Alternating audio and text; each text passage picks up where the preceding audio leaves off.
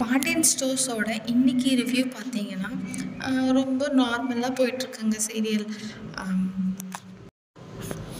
கதிர்க்கு loan வாங்கி தர ராஜி வந்து அவங்க ஃப்ரெண்ட்ஸ் கிட்ட பேசுகிறாங்க. அவங்களுக்கு தெரிஞ்சவங்க கிட்ட பேசுகிறாங்க. அவங்க டியூஷன் எடுக்கிற வீட்டில் இருக்கிறவங்க கிட்ட பேசுகிறாங்க. ஸோ அதை பற்றி கதிர்கிட்ட சொல்லும்போது, கதிர் நீ எந்த ஹெல்ப்பும் பண்ண வேணான்னு சொல்கிறாங்க. பட் அது ரொம்ப இரிட்டேட் ஆகிடுச்சு ராஜிக்கு. ஏன்னா ராஜிக்கு தேவையான எல்லா ஹெல்ப்பும் கதிர் பண்ணுறாப்படி. ஸோ கதிர்க்கு ஹெல்ப் பண்ணால் ராஜி ஹெல்ப் பண்ணால் கதிர் அக்செப்ட் பண்ண மாட்டேங்கிறாரு. இது என்னங்க நியாயம்? ஸோ அதனால் வந்து இவங்க 2 பேருக்குள்ளே இப்படி போயிட்டுருக்கு. மயில் வந்து பழையபடி அவங்க வீட்டில் நார்மலாக இருக்க ட்ரை பண்ணுறாங்க. பட் அவங்க மாமியார் நிரோஷா வந்து அவங்கள நார்மலாக இருக்கவே விட மாட்டேங்கிறாங்க. இவ்வளோ நாள் கன்சீவாக இருந்தேன், இப்போ என்ன உனக்கு டயர்டுன்னு சொல்லி அவங்க மனசை வந்து ரொம்பவே ஹர்ட் பண்ணுறாங்க. பட் இதுக்கு முன்னாடி அவங்க வேலை செய்கிறேன்னு சொல்லும்போதும் வேலை செய்யாதுன்னு சொல்லிட்டு இருந்தாங்க.